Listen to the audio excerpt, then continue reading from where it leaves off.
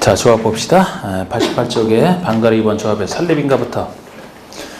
요 개발조합이랑 정비조합은 성격 똑같습니다. 법인하고 성격 똑같고 구조 똑같고 내용이 좀 더 많을 뿐이에요. 일단 조합할 때는 하여튼 이렇게 재개발, 재건축으로 나눠서 생각하시는 거 기본이고요. 설립인가부터 봅시다. 이 설립인가. 자, 우리 추진위원회가 조합을 설립하고자 하는 때는 다음에 주민 동의를 얻어서 정과 등을 첨부하여 시장허수 등의 인가를 받아야 된다. 정비법이니까 인가는 시장허수 인가고요. 인가 신청할 때 동의 요건을 아셔야 됩니다. 그 동의 요건이 동그라미 1, 2번에 나와 있죠. 동그라미 1번은 재개발 조합이라면 토지 등 소유자 4분의 3, 면적 2분의 1, 4, 3, 2, 1 동입니다. 카운터 다운, 4, 3, 2, 1 동이지. 4, 3, 1 동이 아주 이건 쉬워요. 우리 재건축 사업이라면 약간 복잡해집니다.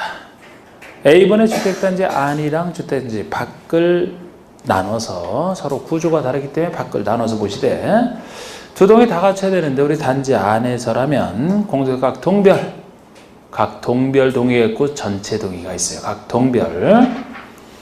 이때도 만약에 괄호 속에 복리시설이다. 상가 같은 복리시설이라면 그 단지 전체를 하나의 동으로 봐서 상가동 이렇게 해서 예를 들어 복리시설 동에서 따로 계산하고요. 각 동별.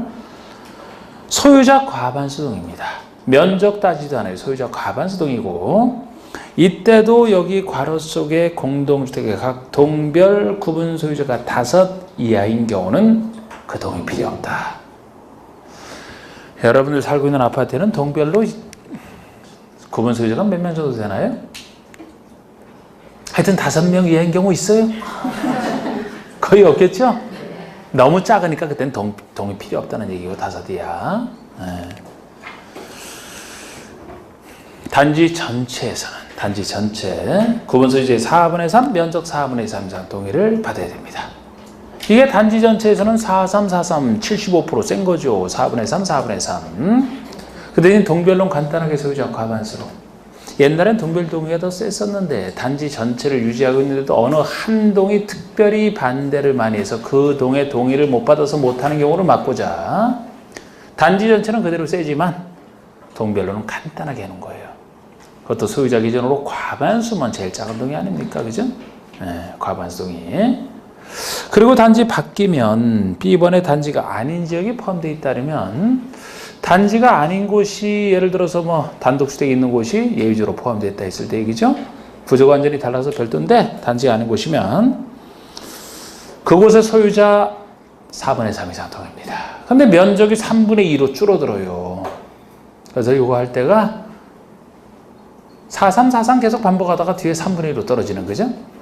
단지 안에서는 단지 전체에서는 4343 유지고 동별 간단하게 과반수지만 단지 바뀌면 4분의 3은 똑같이 하다가 3분의 2로 떨어져서 마침표를 찍는 4332 이렇게 떨어지겠네. 4343 4332 이렇게 떨어지겠네. 자, 이 동의 요건은 뭐 많이 나왔던 동의 요건은 기본이고요. 자, 이게 설립인가 신청할 때 동의 요건인데 요거 바꿀 때 이게 동그라미 3번에 변경할 때 그 인가를 얘기합니다. 자, 우리 설립된 재개발 재건축 조합이 인가받은 사항을 변경하고자 할 때 인가받은 사항을 변경하고자 한다면 총회에서 조합은 3분의 2 이상 찬성으로 의결하고 정과 등을 첨부하여 시장허수의 인가를 받는 게 원칙입니다. 자, 제가 변경할 때는 기본적으로 같은 절차라고 했잖아요. 처음 설립할 때 시장허수의 인가를 받았다라면 정관을 작성해서 인가를 받았다라면 변경할 때도 똑같이 정관을 작성해서 인가를 받으라는 겁니다. 그런데 보통이라면 동의요건도 똑같거든요. 그런데 여기 동의요건은 달라지는 게 다를 수밖에 없는 게 일단 처음 설립인가 신청 당시에서는 아직 조합이 성립된 건 아니잖아, 그죠? 그래서 별도의 동의요건을 마련하고 있지만 이미 만들어진 상태에서 바꾼다 그러면요, 그때는 총회에서 의결을 하거든요. 설립인가 신청할 때는 총회가 아직 없잖아.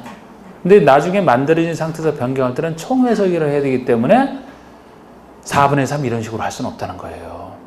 우리 총에서 4분의 3, 제적 4분의 3 너무 세서 그런 건 없어요. 네? 이따 보시면 총회 의결할 때는 원칙이 제적 과반수, 출석 과반수라니까요. 근데 거기에 대한 예외 두 가지가 소유자 과반수 찬성이 있고 소유자 3분의 2 이상 찬성이 있어요. 그래서 소유자 과반수라면 과반수 출석이 아니고 그 과반수 제적 과반수 의결이거든요. 그거 자체가 센 거라고. 제일 센 게 제적 3분의 2, 3분의 2. 4분의 3까지는 너무 세서 그거 갖고 통과할 건 거의 없어요. 그래서 총회에서는 제일 센 결의가 3분의 2밖에 안 되거든요. 그래서 설립인가 신청해서 받았던 것을 변경할 때는 총회에서 하기 때문에 가장 센 동의 요건이다 이렇게 보세요. 그래서 달라질 수밖에 없는데 인간은 똑같습니다. 그런데 여기서도 만약에 변경할 때 경미한 변경이라면 경미하니까 그런 동의 필요 없고 인가 필요 없다 이렇게 나가는 거죠. 다만 보세요. 다만 원칙에 대한 다만 대통령령으로 저는 경미한 상황을 변경할 때는 총회 의결 필요 없고 경미하니까 총회 의결도 필요 없고 시장은수에게 신고하고 변경할 수 있다는 거예요. 인가도 필요 없는 케이스죠. 항상 경미한 변경은 여기서는 이제 신고하라는 건데 이 경미한 변경회가 박스에 쭉 나와 있습니다. 근데 이것도 어떻게 다 하겠어요, 글쎄. 이런 것까지 다 할 시간이 우리에게는 없단 말이죠, 이게. 그래서 눈으로 훑어보실 분 훑어보시라고 제가 이렇게 해놨는데 대표적인 게 3번이에요. 경미한상의 대표적인 게 3번입니다. 토지나 건축물의 매매 등으로 조합원의 권리가 이전된 경우에 조합원의 교체나 신규 가입. 거기 이번에 그 조합의 명칭, 주된 사무소 소재 변경하는 것도 예상 가볍게 보는 것이고, 주된 사무소 소재 변경은 개발부서도 가벼웠잖아요. 조합의 명칭을 바꾼다는 것도 원래 정비조합이면 정비사업조합이라는 문자를 꼭 쓰게 돼 있어요. 거기 그 앞에 이제 어느 조합 이렇게 이름 붙은 걸 얘기하거든요. 가벼운 거로 보는데 특히 3번 같은 경우 조합원의 권리가 이전된 경우에 조합원의 교체나 신고 가입되는 거 건축의 매매 등으로 이전된 경우를 전제로 합니다. 자, 우리 정비구역내 부동산의 소유자가 조합원이 될 텐데 그 부동산에 매매가 있어서 새로운 소유자로 바뀌었다면 새로운 소유자가 조합원이 돼야 되죠? 가벼운 것으로 보는 거예요, 이거는. 만약에 이거를 조합원의 교체라고 해서 무거운 것으로 보게 되면은 예를 들어 정비구역내 부동산을 팔려고 한다 그러면은 유효하게 팔려면 전체 총회를 소집해서 제적 3분의 2 이상 동의를 받고 시장에서 인가를 받아요? 못 팔아 그러면 아예 못 팔아요. 예를 들어 조합원의 자격을 바꾼다라든지 그 조합원을 제명 탈퇴시켜서 그래서 이렇게 조합원이 교체되는 거라면 센 일이지. 그거는 센 일인데 부동산의 매매로 인해서 소유자가 자연스럽게 바뀌어서 조합원이 바뀐다? 이건 가벼운 행위라고 보는 거예요. 결의 필요 없고 의결 필요 없고 인가 필요 없다는 거죠. 대표적인 예로. 그래야 자유롭게 그래도 이게 이전이 될 거 아닙니까? 다 볼 수는 없어요. 어쨌든 다 볼 수는 없어요. 그냥 느낌 잡을 수밖에 없어요. 자, 이게 지금 조합의 설립할 때 얘기였고 그 다음에 방과로 3번의 조합의 법인격 개발법의 내용과 똑같습니다. 조합은 법인으로 한다. 성격은 공법상 비영리 사단법인 똑같고요. 설립인가일로부터 30일 내에 주된 사무소 소유자 등기해야 성립한다라는 얘기 법인의 특징입니다. 똑같잖아요. 조합원은 명칭 중에 정비사업조합이라는 말은 의무적으로 쓰게 돼 있고 이 말은 쓰게 돼 있고 조합에 대해서는 민법 중 사단법인에 관한 규정을 준용한다. 성격이 공법상 비영리 사단법인 비영리니까 민법이고요. 사단이니까 사단법인에 관한 규정을 준용한다라고 했던 거다. 똑같은 얘기가 되겠습니다. 이렇게 해서 조합이 만들어지면 또 조합원 얘기가 나오잖아요. 그럼 조합이 만들어지면 조합원이 누가 되는지가 역시 중요한 얘기가 되는데 개발법에서는 그냥 한 3줄이면 끝났습니다. 3줄이면. 토지 소유자로 한다 하면서 의결권, 평등한 의결권, 그죠? 3줄이면 끝났어요. 근데 여기는 몇 줄이 나와 있나요? 아이고, 몇 줄이 뭐요? 그 뒤에 넘기셔갖고 2페이지예요, 2페이지. 이렇게 양이 많아진다니까, 이렇게. 응? 그러니까 양이 많아지는 거예요. 그런데 동그라미 부분에 조합원이 누가 되는지는, 자, 우리 여기서 했을 때, 여기서 할 때,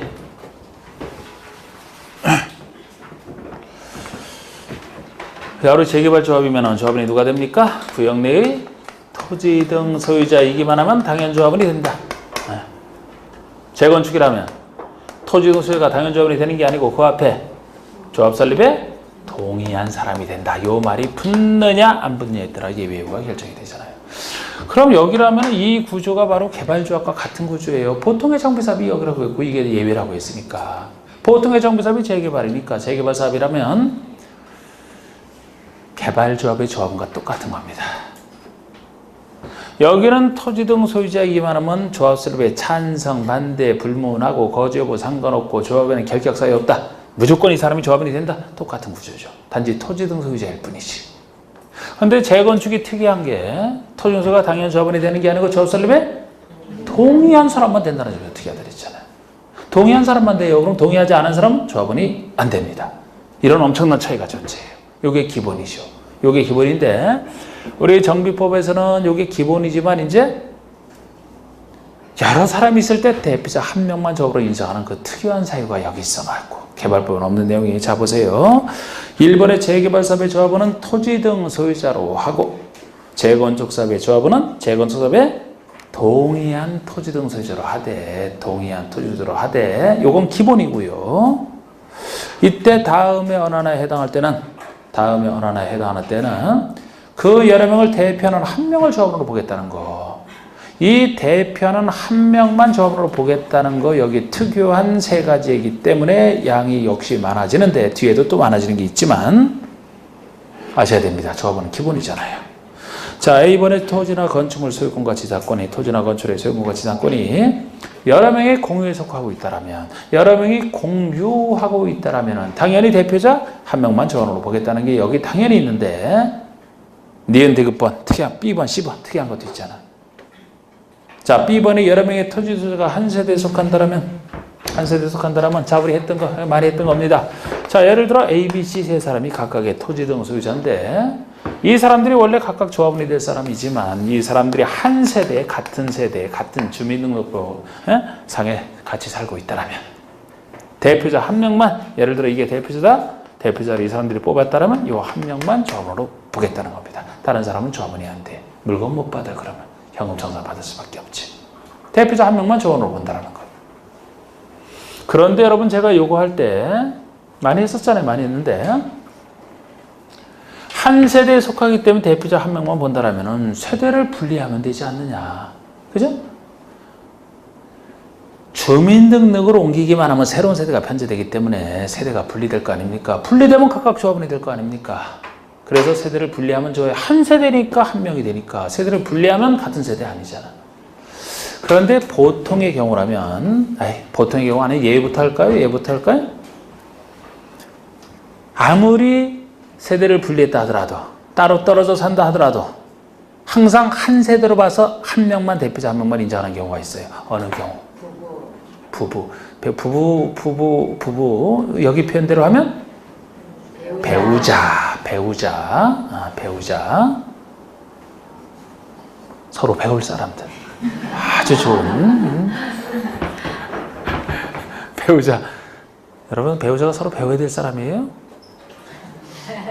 물론 그렇게 해석하는 건 저밖에 없지만 서로 안 배우려고 하면 파탄될 수밖에 없어요. 서로 제각기 전혀 다른 환경에서 자라온 사람이 만나서 내 식대로 하자라고 서로 배울 생각 안 하고 그러면 그거 어떻게 살겠습니까? 서로 자 그런 얘기 할 때가 아니에요. 자꾸 내가 이런 딴 생각 많이 하다가 시험에도 떨어져 놓고 자꾸 그렇게 사시 할 때 온갖 관심이 너무 많아가지고 저는 불경도 꽤 읽었고 성경도 아마 웬만한 기독교보다 제가 더 읽었을 거예요 아마. 네? 성경 읽기 연구회도 따로 있었으니까 제가 대학 중용 이런 거 하여튼 배우자. 또 누구랑 같이 살아야 돼? 이면서 미혼. 혼인하면 성년자로 된다 그랬죠? 미혼이면서 동시에 미성년자라는 19세 미만을 얘기합니다. 그죠? 미혼임에서 동시에 19세 미만인 직계 비속이에요. 직계 비속. 조카들 말고 직계 비속 자녀들이라면은 부모 성인이 될 때까지 부모로서 살아야 되니까 아무리 세대를 불려도 소용없어. 무조건 한 세대로 옵니다. 그렇다면 반대로 세대를 분리했을 때 항상 조합원으로 각각 인정받을 수밖에 없는 사람이 있어요. 시기를 떠나서 항상 각각 조합원으로 인정받을 수 있는 사람. 반대의 경우죠. 누굽니까? 19세 이상 그렇죠. 아까 거기서 그대로 보시면 돼. 배우자니까 한 세대로 봤다라면 배우자에서 벗어나면 되는 거예요. 이혼한 경우지. 이혼한 경우는 이혼이라면 설립인가 후에도 상관없어요. 각각 조합원이 됩니다. 이혼했는데 어떻게 그 사람과 계속 한 세대로 인정을 받습니까? 또 하나는 19세 이상 자녀 분가.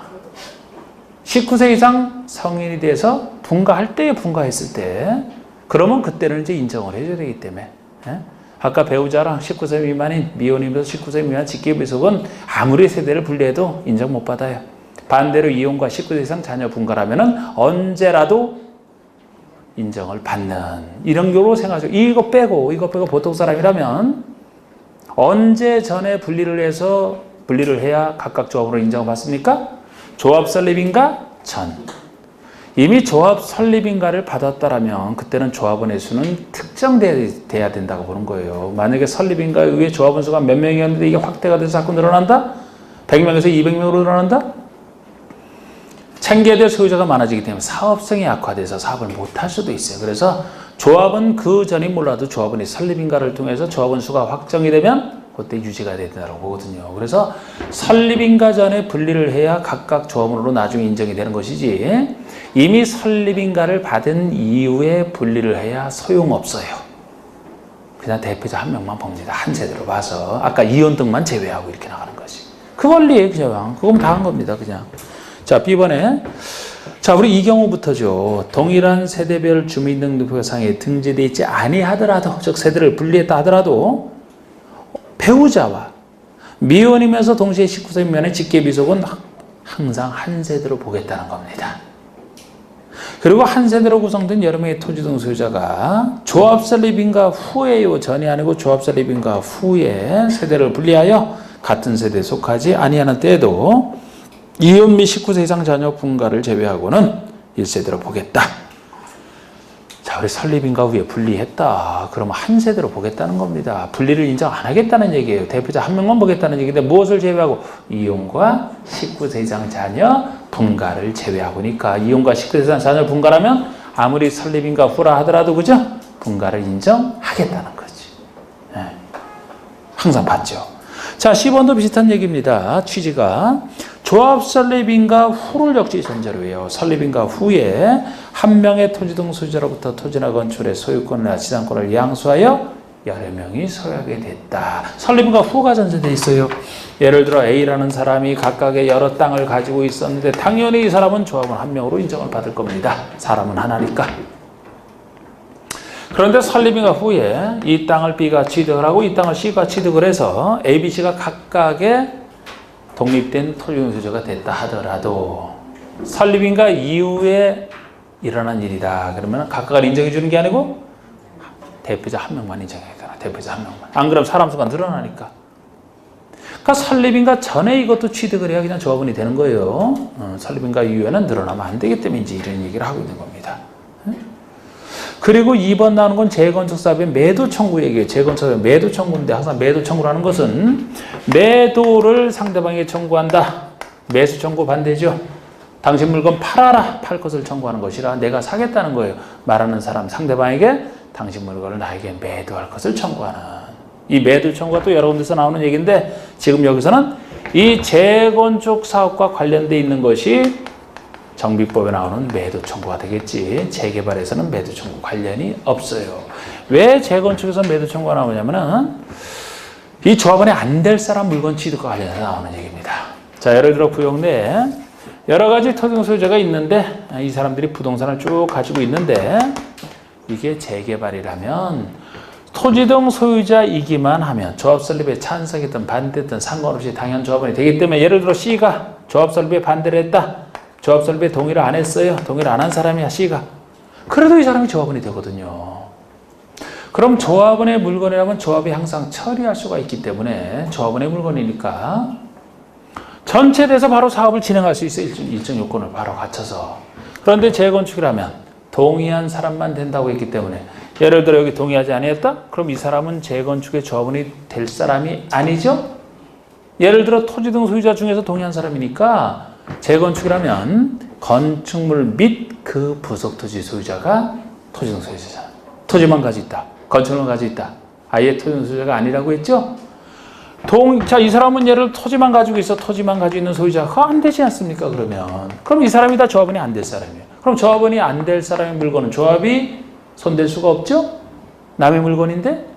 그래서 손대려면 어떻게 돼요? 본인이 취득을 해서 조합별로 만들어야 돼요. 그래야 전체에 대해서 공사를 시작할 수가 있는 겁니다. 그럼 이 사람들에게서 사야 되는데 이 조합원이 안 될 사람이 그럼 버틸 수 있겠네? 내가 끝까지 안 팔거든 당신 계속 사업 못할 거 아니냐. 알박기. 이거 막으려고 나온 제도가 매도 청구라고 했잖아. 그래서 재건축 조합에게, 재건축 사업 시행자에게 조합원이 안 될 사람의 물건을 취득하게 만들기 위해서 인정하는 게 매도 청구지 재개발에는 인정할 필요가 없는 거예요. 근데 여기서 동의를 하지 아니한 자 같은 경우에 옛날 같은 그냥 동의하지 않은 게 확실해지면 바로 매도 청구로 인정을 했는데 그 자의 물건에 대해서 이상한 얘기가 들어갖고 지금 이게 내용을 복잡하게 만들었단 말이야. 한번 동의 안 했는데 뭐 자꾸 동의를 진짜 안 했는지 안 했는지 확인하려고 그렇게 동의 안 한 사람에게 이제 뭐 일정 기간을 딱 정해주고 이 동의 여부를 확실히 좀 답을 달라 이거예요. 그 회답 기간 내에 이제 답을 하게 돼 있지. 그래서 만약에 끝까지 동의를 안 한 걸로 확인이 되면 그 자에 대해서 매도 청구를 행사할 수 있게. 이미 동의 안 한 사람이 왜 자꾸 동의 여부를 다시 물어봅니까? 우리 공부하는 것만 귀찮게. 그래서 여기서 회답 기간이 뭐 며칠이고 30일이고 다음에 2개월 내 어쩌고 저쩌고 그런 게 들어가 있는데 적어도 기본적으로 누가 재건축 사업 시행자에게 인정하는 제도고 누구에게 조합원이 안 될 사람 물건에서 매도 청구 다 그걸 바탕으로 해서 이런 시도자는 그런 몇 개월 하는 거를 알긴 좀 힘들거든요. 나중에 알면 좋지만. 자, 우리 2번 A번 보세요. 재건축 사업의 시행자에게 인정하는 제도고요. 우리 재건축 사업의 시행자는 이걸 재개발이라면 벌써 틀리는 겁니다. 재건축에 대한 예외죠. 재건축에 대한 시행자는 사업 시행 인가 고시가 있을 때 사업 시행권을 딴 때로부터 30일 내에 다음 회자에게 조합 설립이나 시행자 지정에 대한 동의 여부를 회답할 것을 서면으로 촉구해야 된다.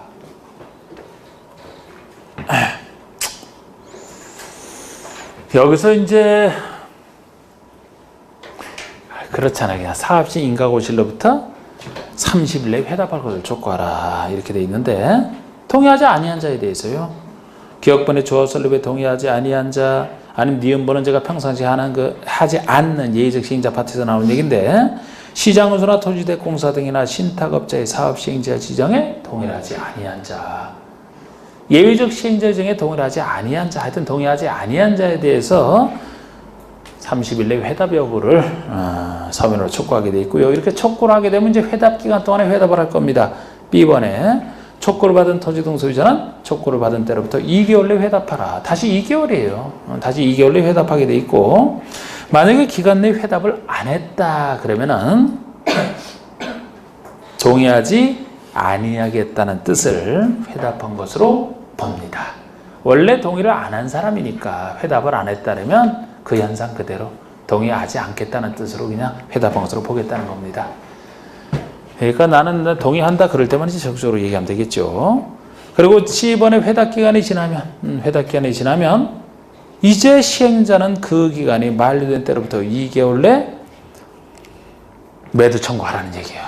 회답 기간이 지나면은 누구에게 동의하지 아니하겠다는 뜻을 회답한 토지 등 소유자와 건축물 또는 토지만 소유한 자에게 동의하지 않을 사람이 조합원이 안 될 사람이죠. 끝까지.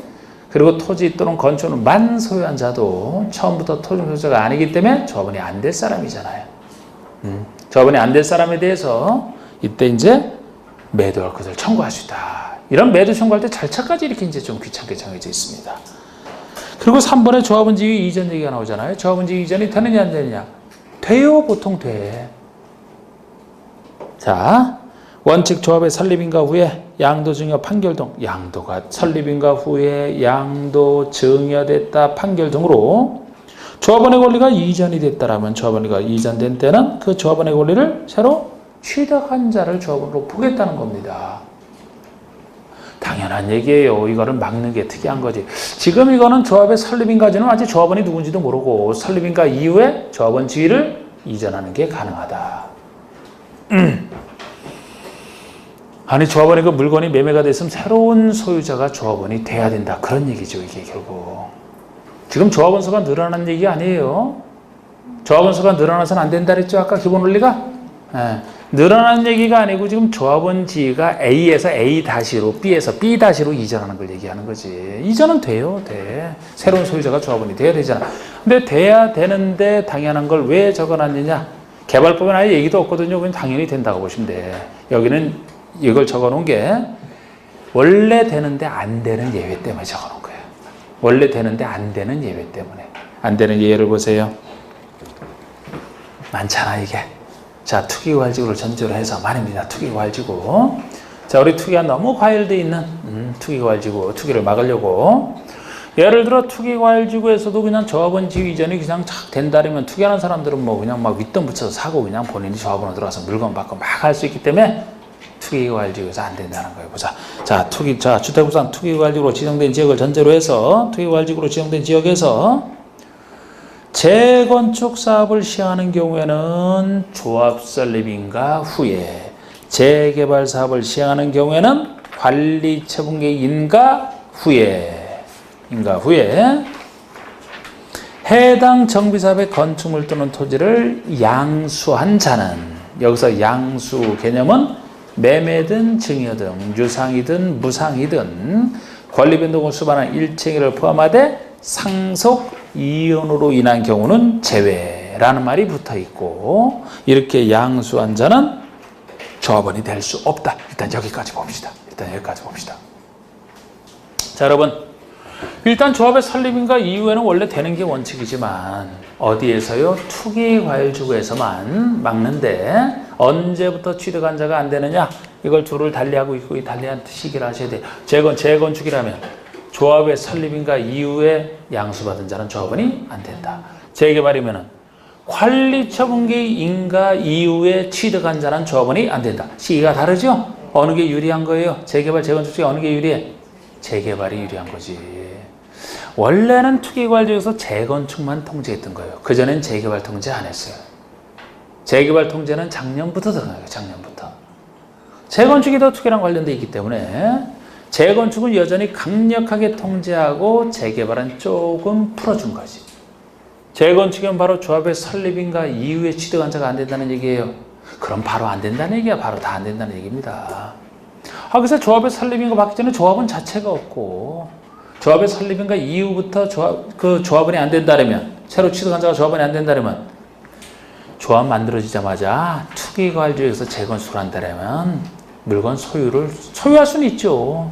민법 개혁에 따라 하면 되니까. 그러나 소유했다 하더라도 조합은 안 된다는 거예요. 조합은 안 됩니다. 조합원이 안 되면 어떻게 되나요? 현금으로 그냥 보상받는 거예요. 그냥 아무리 윗돈 붙여도 소용없어. 그냥 계산대로 나오는 현금으로 끝나는 겁니다. 그런데 재개발이면 어느 때부터 안 된다는 거예요? 어느 때부터? 재개발이라면 관리처분 인가 후부터 안 되니까. 이때부터 안 되니까 조합의 설립인가 이후부터 관리처분 인가 받기 전까지는 새로 취득한 자가 조합원이 된다는 얘기 아닙니까? 그러니까 재건축이 세게 돼 있는 거야. 재개발이 좀 더 풀어져 있는 것이고, 어떻게 취득했든지 간에 증여받았든 뭐든 다 안 되는 거예요. 기본적으로. 그런데 상속과 이혼은 제외니까 아무리 투기과일지구라 하더라도 상속은 이혼은 그냥 받을 수 있다는 얘기가 돼요. 여러분, 제가 상속은 어디서나 막을 수 없다 그랬죠? 어디서나 막을 수 없어. 그럼 당연 이혼도 그래. 이혼도. 그러면 지금 여기서 아무리 투기과일지구라 하더라도 재건축 사업에서 조합 설립 인가 이후에 이혼을 했다. 그래서 배우자로부터 물건 받기로 했다. 그러면은 그 받은 물건에 대해서는 조합원이 된다는 얘기예요. 된다는 얘기야. 조합원이 되니까 물건 받을 수 있어요. 이혼이 유리한 거죠. 재산적으로는. 이혼의 자유 때문에 그렇다 그랬잖아요. 결과적으로. 만약에 이혼했을 때도 예외를 인정 안 하게 되면 결국 투기과일주의 등에서는 조합원이 안 되기 때문에 그 재산 분할을 잘 못해서 이혼의 걸림돌이 될 수 있다고 그런 거거든. 그래서 상속이나 이혼하면 그냥 조합원이 돼요. 다시 담아.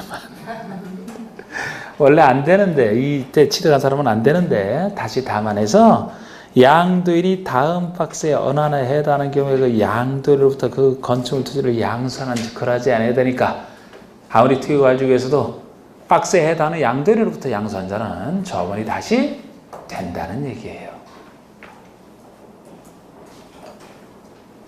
자, 박스에 투기과일주의에서 다시 조합원이 되는. 근데 여러분들이 이거 지금 골치 아파하지만 지금 서울이면 다 투기과일주의고 전체가 재개발 재건축하는 데 많잖아요. 거기서 한다면 당연히 알고 있어야 되는 거예요. 이거는 이거 아는지 모르는지에 따라서 엄청난 차이가 나죠. 아니 거기서 글쎄 투기과일주의에서 재건축이면 아까 설립인가 왜 안 된다고 했지만 뭐 상속은 된다는 거 아시면 이혼도 된다는 거 아셔서 그렇다고 이혼 적용하지 말고 예를 들어 여기 박스에 해당하는 사람은 이자로부터 양도 받으면 된다니까요, 조합원이. 그럼 이건 굉장히 중요한 내용 아닙니까? 이혼을 적용하지 않고서도, 그죠? 이런 물건을 잘 취득하면 아주 팔아먹기 딱 좋은 거 아니에요? 다른 사람은 모르잖아, 다른 사람은. 그러니까 이런 게 중요한 내용이라고, 이게. 근데 우리 글쎄 너무 많아서 우리가 하긴 뭐한데, 이게 굉장히 쓸모가 있는 얘기라고, 이게. 자, 우리 1, 2, 3번. 1, 2, 3번이 불가피한 사유, 불가피한 사유. 어디서 보는 불가피한 사유냐? 나중에 정비법에서, 주택법에서 분양권 전매 제한할 때 불가피한 사유가 있으면 전매 제한 기간에 속해도 전매할 수 있는 경우 있었죠? 그거랑 비슷한 얘기, 그거랑. 그렇다고 뭐 또 이거 뭐 해외 이주 이렇게 또 뭐 장려할 수는 없잖아, 그지? 막 그런 사유니까 뭐 천재지변. 그건 비슷한 사유니까 그쪽에서 그 느낌을 항상 가지면 되는 거고 답을 수는 없다니까요. 현 정부 들어서 새로 특이하게 신설된 게 4번이에요. 그래서 4번 정도만 대입적으로 보겠습니다. 분양권 전매 제한에서도 인정하는 부득이한 사유가 있으면 그는 당연히 받을 수 있다 보시면 되고 특히 4번이 한 세대 1주택, 1세대 1주택자로서 1세대 1주택자로서 여기서 하는 경우 여기서는 정하기를 양도하는 주택에 대한 소유기간이 10년 이상이고 거주기간이 5년 이상. 자, 지금 1세대 1주택자 중에서도 그 주택에 대한 소유기간이 최소 10년 이상 됐어요. 소유를 10년 이상 하고 있어요. 동시에 거주기간도 5년 이상을 채웠다. 아무리 소유하고 있어도 한 번도 안 살고 다른 사람에게 살게 하는 건 투기 목적이라고 보고 최소 10년 이상 소유하면서 5년 이상 거주 요건도 채웠다라면은 이 사람은 아무리 투기과일주의에 있지만 투기랑 전혀 관련 없다고 보는 사람으로 보기 때문에 이자로부터 이 부동산을 양수한 자는 조합원이 되는 거예요. 그럼 이 사람도 팔기 쉽잖아. 이런 부동산 조사하면 좋지. 예를 들어서. 차별해지지 않습니까? 이 사회에도 몇 가지 더 있어요. 이런 거는 그래서 실무에서 필요하다니까 우리가 다 볼 수는 없지만 그런 얘기입니다. 그 아래 동그라미 C번의 손실보상. 아까 조합원이 안 될 자에 대해서는 아까 여기서 우리 분양 신청 안 할 때 분양 안 받을 사람 손실보상 해주는 거 있죠? 이 절차 준용해서 그대로 해요. 분양 안 받을 사람이니까 조합원이 안 될 사람이니까 이제 나중에 그쪽에서 보시면 되고 자 이제 정관의 변경 절차 봅시다. 자 우리 정관을 시장허수에 처음 할 때 인가받는데 그 정관을 변경할 때 얘기예요. 정관을 변경할 때 얘기입니다. 자 우리 이런 부분이 나오면 약간 어려운 거예요. 이런 부분이 약간 어려운 부분이야. 이렇게 자주 나오는 건 아닌데 제가 아까 총회에서 정관을 변경하는 건 총회에서만 하게 돼 있어요. 총회에서 하는데 총회 의결처럼 제가 보통의 결의 요건 원칙은 소유 조합원 과반수 출석한 사람 과반수 찬성 이게 보통의 결의라고 했죠. 이 보통의 결의에 비해서 예외 두 가지가 조금 센 결의가 조합원 과반수 찬성이라고. 과반수가 제적 과반수 얘기라고 했잖아요. 제일 센 게 3분의 2 찬성이라고. 센 게 과반수, 제일 센 게 3분의 2야. 그럼 정관을 변경하는 것은 가벼운 일이에요? 중대한 일이에요? 정관의 변경이 왜 가벼워? 정관의 조합이 약속인데. 우리나라로 따지면 헌법이라고 했잖아. 헌법 개정이 가벼워요? 막 바꿔 그냥? 조금 중대한 것이 총회에서 해결할 때 느낌 잡을 때 그래서 하나하나 외우기는 힘들더라니까. 자, 원래는 제적 과반수 출석 수석 과반수가 원칙인데 좀 더 중대한 것이 과반수예요. 아주 중대한 것이 3분의 2 찬성이로. 그럼 정관 변경은 당연히 중대한 거. 그래서 보통 정관 변경할 때는 과반수 찬성 이렇게 보시면 돼. 과반수 찬성에서 시장으로서 인가 받는 거예요. 그런데 정관 변경 내용 중에서도 더 중요한 게 있어요. 정관의 변경은 과반수 때. 그 내용 중에 더 중요한 게 3분의 2다. 최고다. 이렇게 보시면 되고. 여러분 시행계획서 관리처분계획 중요해요? 안 중요해요? 중요해. 이거 다. 사업 시행에 관련된 거. 누구에게 뭐 주겠다. 중요한 얘기예요. 이런 것도 다 과반수가 돼. 과반수가. 총회에서 해결한다면. 근데 이 내용 중에서도 좀 더 중요한 것을 3분의 2로 보는 거예요. 그냥 이 느낌 잡으세요. 이 느낌. 지금 제가 결의 요건만 했지만 지금 총회 결의는 뒤에서 또 나오거든. 정관 변경이 먼저 나와서 그래요. 우리 총회에서 의결 정족수만 했지만 출석 정족수가 따로 있어요. 여기는 또 귀찮게. 원래는 제가 이제 보통 의결할 때 과반수 출석이라고 했죠. 그 출석 속에는 직접 출석과 간접 출석이 다 들어가 있어요. 예를 들어서 뭐 대리인을 통해서 이렇게 하거나 이렇게 다른 사람에게 권한해서 하게 하는 거 있죠. 그것도 출석한 걸로 다 보거든 그게. 그런데 여기서 출석 정족수 의결하기 전에 출석은 직접 출석을 얘기하거든요. 서면에 의한 출석 말고. 총회장 너무 썰렁하면 안 되기 때문에. 그래서 출석 정족수가 10% 이상이 직접 출석해야 돼. 조합은 10%. 그런데 이것도 중요한 거 할 때가 20%란 말이에요. 그럼 원칙이 10, 중요한 게 20%. 그 중요한 게 뭐겠어요? 이런 것들이 역시 중요한 걸로 보는 거예요. 그래서 그 느낌으로. 시행자 비탄원 이런 게 이건 중요한 게 얘기예요. 거기다 정관 변경도 중요하고. 자, 그래서 보세요. 정관 변경 절차는 조합이 정관을 변경하고자 하는 경우는 총회를 개최하여 이렇게 총회를 통해서 하는데 대의원회가 못한단 말이에요. 총회를 개최하여 조합은 과반수 동의 과반수 찬성으로 시장으로서 인가를 받아야 된다. 과반수 찬성입니다. 이것 자체가 센 거라고요. 제적 과반수 얘기 아닙니까? 과반수 찬성으로 하는 게 원칙인데 제가 과반수에다 다시 괄호 열고 쫙 해놓은 것은 정관 내용 중에서도 보다 더 중요한 건 4가지를 적어놨어요. 조합원의 자격을 다루는 거 정관 내용 중에서 가장 중요한 부분이지. 조합원의 자격. 조합원을 제명, 탈퇴, 교체시킨대요. 막 강제로 제명하고. 아유, 센 일이지. 그러니까 조합의 자격 등에 대한 게 이거라고 보시면 돼. 두 번째는 정비구역 위치 면적을 바꾼대. 정비구역의 위치나 면적을 바꾸게 되면 거기에 따른 토지공수자 개념도 막 달라지면서 그죠? 아주 중대한 걸로 보는 거예요. 이거 구역을 바꾸는 거.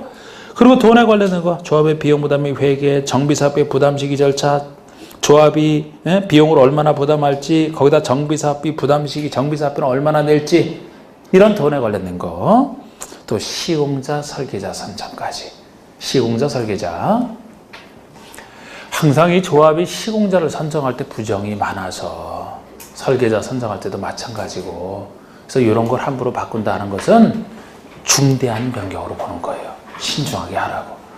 요 네 가지는 제일 센 동의 요건에 3분의 이상 찬성이 돼가지고 3분의 이상 찬성.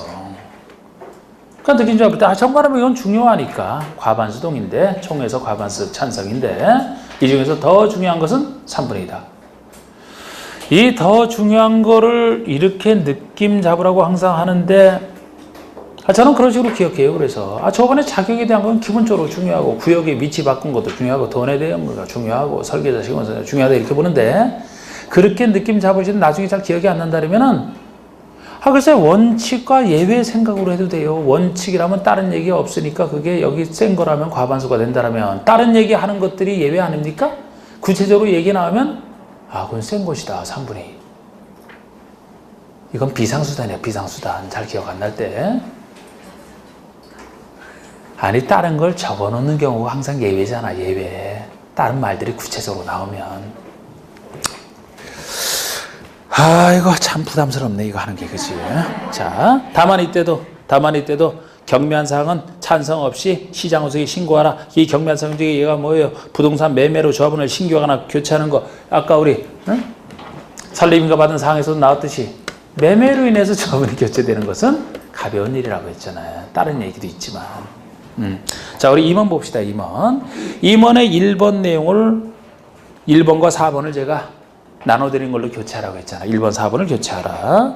7번에는 뭐 밑줄 부분만 추가하라 제가 이렇게 해놨고, 자, 8 다음에 8-1을 추가하는 뭐 이렇게 해놨는데, 특히 1번과 4번 내용, 1번 내용을 좀 더 잘 보세요. 자, 우리 1번 추가할 내용이, 아이고, 뭐 조합하다가 1시간 다 가겠네, 이거. 참, 진짜 내용 많네. 2번. 자, 우리 조합은, 지금 현재는 바꾸기 전에는 조합장 1인과 이사감사 둔다 개벌표준 똑같이 이렇게 됐는데 정비법에서는 이 임원들도 자꾸 뭐 이상한 사람 자꾸 선임하다 보니까 이 얘기가 또 나온 거예요. 지금 개정돼서 임원의 자격이 나와 있는 거예요. 임원의 자격을 지금 새로 추가한 겁니다. 그래서 조합은 다음에 어느 하나에 해당하는 요건을 갖춘 기억니은번 요건을 갖춘 그런 조합장 1명과 이사감사를 임원으로 둔다. 그러니까 조합장 1인과 이사감사가 임원일과 똑같은데 이런 임원이 되기 위해서 갖춰야 될 요건. 그게 기억니은번이 추가된 거예요. 그 기억니은번 중에 어느 하나의 요건만 갖추면 된다는 거예요. 이 정도 요건도 안 되면 아예 임원이 될 수 없다. 임원의 자격을 얘기하는 거죠. 기억번에 정비구역에서 거주하고 있는 자로서 선임일 직전 3년 동안 정비구역 내에 거주기간이 1년 이상 될 거 또는 니은번에 정비구역에 위치한 건축물 또는 토지를 5년 이상 소유하고 있을 것. 도시개발법상 간단하게 그냥 조합원 토지 소유자 중에서 그냥 선임한다 이렇게 되면 여긴 이렇게 요건이 강화되어 있잖아. 둘 중에 하나예요. 그러니까 여러분 소유 요건이라면요. 소유권과 거주요건 둘 중에 하나입니다. 1년, 5년 둘 중에 하나인데 거주하고 있을 때는 선임일 기준으로 최근 3년 동안에 최소 1년 이상 거주. 3년 거주가 아니고 그전 3년 동안에 최소 1년 이상 거주하고 있는 자. 적어도 1년 이상 거주하고 있는 자. 아니면 1년 이상 거주 요건을 채우지 못했다 그러면은 소유기간이 5년 이상 물건에 대한 소유기간이 5년 이상. 1, 5 중에 하나인데 당연히 소유기간이 더 길어야 되겠죠. 그죠? 거주하는 건 좀 더 간단하게 거주할 수 있으니까.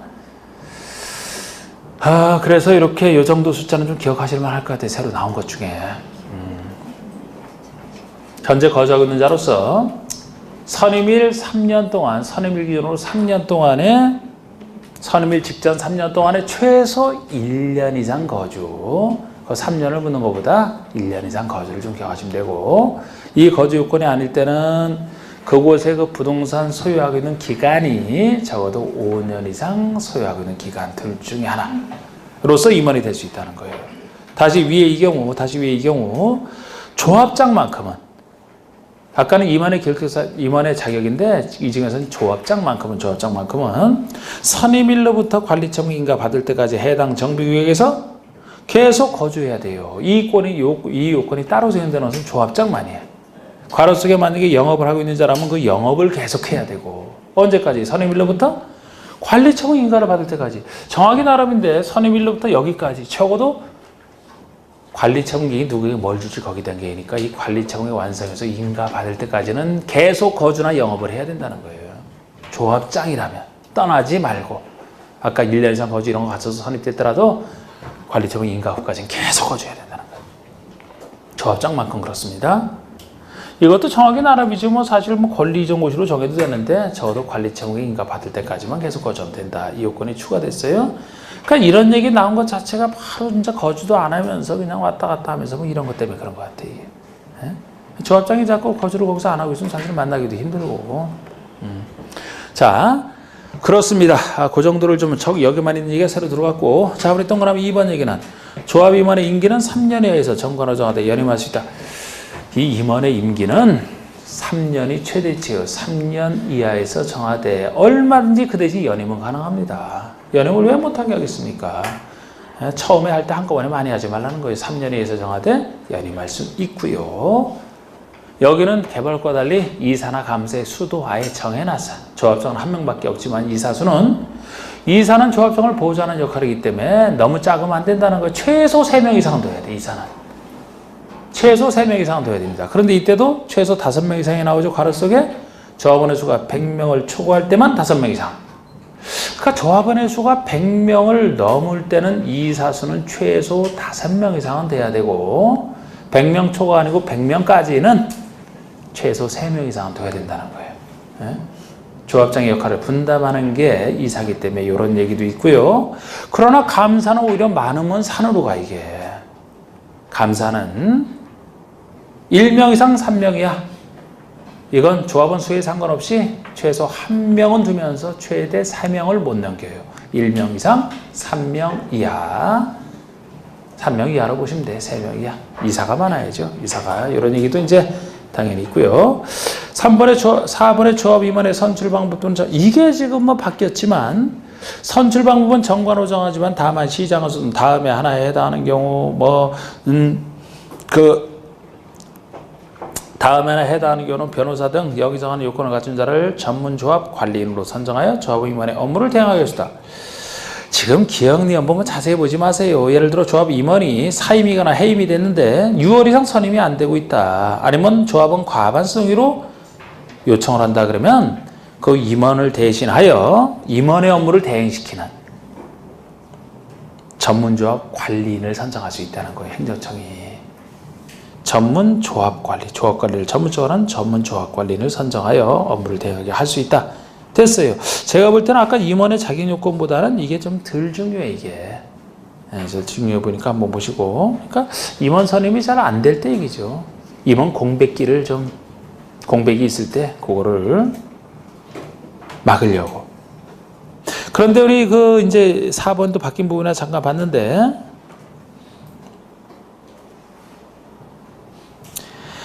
기존에도 6월 이상 선임 안 될 때가 있는데 과반성이 그게 추가돼서 그러네. 그게 추가돼서 이렇게 하는데 기존에 있을 때 제가 이거 잘 안 보고 지나갔던 거예요. 5번에 조합장이 대의원의 의장이 되는 경우는 대의원으로 본다. 원래 겸직금지가 적용되는데 나중에 보시면 겸직금지 파트에서 보시면 임원은 대의원과 겸할 수 없어요. 임원은 대의원이 될 수 없어요. 근데 임원 중에서 조합장은 대의원이 예외적으로 되거든요. 그 얘기 중에 하나입니다. 조합장이 대의원의 의장이 된다? 보통은 조합장이 대의원의 의장이 돼요. 실제 의장을 할 때 얘기야 지금 이거는. 그때는 조합장을 대의원으로 보겠다는 거예요. 뭐 어디 일 나가느라고 못할 수도 있는데 만약에 한다면 대의원의 의장이 된다면은 여기서 만약에 대의원 자격이 없다라면 그냥 회의 주재만 하고 본인은 표결에 참여도 못하고 그래서 조합장이 대의원의 의장이 될 때는 대의원 자격을 줌으로써 표결에 참여할 수 있게 합니다. 그래서 조합장만 그래요. 이사감사는 대의원 될 수 없다는 건 뒤에서 나옵니다. 그리고 6번은 원래 유명한 얘기, 똑같은 얘기죠. 개발법이랑. 조합장이나 이사의 자기를 위한 조합과의 계약 소송에 대해서는 감사가 조합을 대표하는 거 유명한 얘기고 7번이 다음에 해당하는 자는 조합의 임원이 될 수 없다. 그래서 임원의 결격사유인데요. 요것의 기억, 니은, 디귿번이 도시개발조합의 임원 결사랑 똑같은 겁니다. 제가 이거 할 때 잘 안 하잖아. 그죠? 중개실무에서 잘 보시라고 하면서 잘 안 하잖아요. 단지 여기는 이제 똑같으니까 그쪽이랑 똑같은데 숫자만 다를 뿐이죠. 중개실무에서는 뭐 집행이 종료되는 3년 이상, 여기는 2년 이상. 이건 개발업죠. 똑같아요. 그런데 리을번이 여기 따로 있는 얘기인데 이 리을번이 이번에 바뀐 거지. 그래서 임원이 결격을 한다래도 리을번이 특이한 겁니다. 이거는 이 법, 정비법을 위반했을 때 얘기예요. 정비법을 위반하여 벌금 100만 원 이상 형을 선고받고 5년이 지나지 않은 자가 아니고 10년이 지나지 않은 자로 바뀐 겁니다. 아주 엄청 강화된 거예요, 이거는. 그러니까 우리 정비법 위반, 관련 규정 위반이 아니고 보통 뭐 다른 형사 규정을 위반했다 해서 그럼 금고 이상의 형을 선고받고 이렇게 하는 거 아닙니까? 그런데 여기서는 벌금 100만 원 이상만 선고받아도 되는 거예요. 벌금 100만 원 이상 선고받고 그 대신 전제가 정비법의 관련 규정을 위반했을 때입니다. 정비법의 관련 규정, 우리 뭐 선거로 당선되는 사람들도 그 선거법을 위반한 것이랑 다른 법 위반은 완전히 차원이 다르잖아요. 거기서도 벌금 100만 원 이상인데 여기도 정비법 자체를 위반해서 벌금 100만 원 이상 형을 선고받았다 그러면은 그전에는 5년 동안은 안 돼요. 5년 지나지 아니한 자 안 되는데 지금은 10년으로 대폭 늘어난 거예요. 그러니까 정비법 관리규정을 위반한 거 아주 엄청난 처벌을 하겠다는 겁니다. 10년으로 늘어났어요. 10년이 지나지 아니한 자는 임원 안 돼. 10년이 지나야 돼. 요건 바뀐 것도 좀 주의를 하셔야 되는 거지. 그래서 그 부분이니까 바뀐 거라. 바꾸요. 8번에 임원은 결격사에 해당하면 당연 퇴임이고 똑같고요. 그러나 퇴임 전에 관여한 행위는 효력을 잃지 아니한다. 퇴임 전에 이미 관여한 행위는 유효라고 했죠. 그죠? 유효. 요것도 만약에 자기가 없는 사람에서 무효라고 하게 되면 거기에 터잡은 다른 행위가 다 무효가 되기 때문에 안 된다. 법적 안정성을 위해서 당연 퇴임이 됐다 하더라도 퇴임 전에 이미 관여한 행위는 효력을 잃지 아니한다. 유효하다. 9번에 나오네. 임원은 같은 목적의 정비사로는 다른 조합의 임직원 겸할 수 없다. 똑같은 얘기죠. 다른 조합은 원래 겸해도 되는데 같은 목적의 사업을 하는 다른 조합의 임원은 겸할 수 없다. 임원의 해임 있어요. 할 수 있는 예외 중에 하나입니다.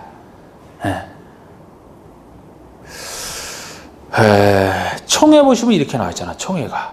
조합에는 조합원으로 구성되는 총회를도 총회는 필수 기한입니다. 그런데 우리 2번이 총회 소집할 때인데 조합장이 직권으로 소집하든지 조합원의 5분의 1 이상 또 대의원의 3분의 2 이상 요구로 조합원에 소집한다. 창립총회랑 비슷하지만 여긴 대의원 3분의 2 이상도 요구할 수 있네요. 살짝 봅시다. 그런데 여기서도 글쎄 3번의 직접 출석 정도수와 4번 의결 정도수 좀 어려운 부분이지만 요거를 느낌 잡는 거.